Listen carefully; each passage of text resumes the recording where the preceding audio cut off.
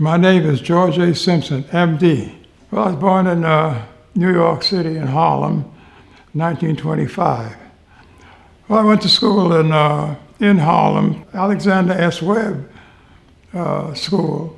I skipped 2 grades in the first 6 years. So I went to Alexander S. Webb and then Frederick Douglass Junior High School. And then I went to Townsend Harris High School, which was the kind of, I guess you might call it the elitist. They just took the top 200 finishers in the scholastic tests in New York City, and they were offered scholarships to Townsend Harris High School. And I happened to be one of the lucky ones. My folks did not have the money to afford my going to medical school. If I had not had a scholarship to college, which you automatically got when you graduated from Townsend Harris, I would not have gone to college. And, but I guess I was studying to be a history teacher or a tailor shop manager. I worked up part-time in a tailor shop across the street from my house on 8th Avenue. But I guess halfway through my junior year, I decided if others did it, I could do it. So I changed my major and went to pre-med and happily got into medical school, my first shot at a medical school I could afford, which was Meharry Medical College. Well, it changed everything. Meharry was a school which was dedicated to the education of underprivileged or segregated students who could not or did not attend other schools, but to have a first-class medical school dedicated to black students because of segregation at the time. Some of the white schools, with a small percentage of black students were admitted as a kind of a quota, but Meharry was dedicated primarily to black students who qualified otherwise. Yeah, well, I went on to study general surgery at Meharry Medical College under Dr. Matthew Walker, who was one of the icons of black medicine, an early black surgeon who was determined to fashion a first-class residency in general surgery at Meharry, which he did. And so Meharry has really, at that time, put out the major number of black surgeons in the whole United States. So I studied under him. Well, I met my wife there, yeah. She was an honor student from Florida, a most unusual woman. She finished, I knew she was, she's finished ahead of me. She finished first in the class. But yeah, I met her there, and we got married in our senior year. Yeah, that's right. She was remarkable in having stated when she was 4 years old that she was going to take care of her sick grandmother. Her grandmother said, yeah, if I make it.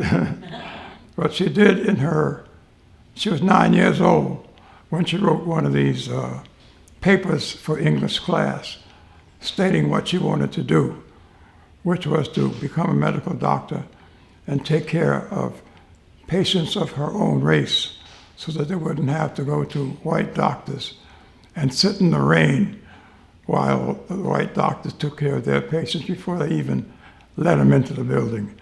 So she pretty much outlined what she was going to do, and she made tremendous progress in Miami and nationally too. She became president of the Alumni Association of Meharry. She started the Head Start programs down here. She was the first doctor to do that. And she was the first doctor to become a trustee of a hospital, the Children's Hospital here. She was vice chairman. So she's done a lot of things, plus take care of her family. She's a good cook. So my first introduction to the Deep South was in Mississippi. And I didn't like a lot that I saw. You can believe me. But I was determined to change it some. It was down there that I first heard Martin Luther King speak.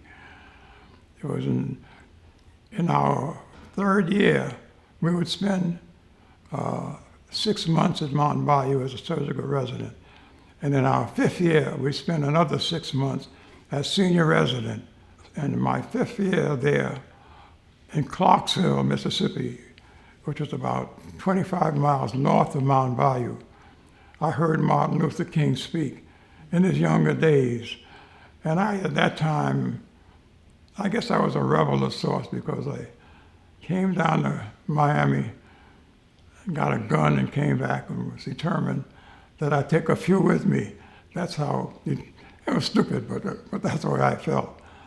But I heard this young preacher, and I determined in my mind that if anything was going to work, it would be his methodology. So I had that in mind when I came to practice in Miami. So I was early on into the civil rights thing. I was going to be Martin Luther King of Miami. I had an OBGYN instructor, Professor Joe Moorhead, and for some reason I might have struck him. He remembered me because I did some good things in his class. And this was in my fifth year. And he said, "What are you going to do this summer?" I had to go back to finish my fifth year at medical school. So he says, "Well, would you consider going down to Florida to be my father-in-law's extern?" Now, his father-in-law happened to be J.F. Sistrunk, who was a legend in medicine in Broward County. He was the first black physician in Broward County, and I think he still holds the record for the number of babies delivered. But he was a prominent physician there who helped build a black-oriented hospital. So he said, "You can go down there, you can learn some medicine, and you can earn some money, because you can, you'll earn enough to at least pay your tuition coming back." So I decided to go down there at that time. My wife, of course, was from Miami. I would not have got to Miami had not I done that externship. So I went down there and I met her folks, and I was struck by the work that Dr. Sistrunk had done in the back of my mind, because I already really determined that I was going to go out to California. I wasn't going to put up in New York, and I certainly wasn't going to put up with the Deep South. Miami was kind of different. Miami was not the Deep South. North of Miami, yes, Broward County. South of Miami, yes, all of it. But Miami itself had an ethos, had enough external people. A lot of them were Jewish people from New York, and having to depend on tourism and hospitality for its income, it could not afford the bad publicity that deep segregation would have brought. So it was not as bad as segregated. Oh, there was segregation.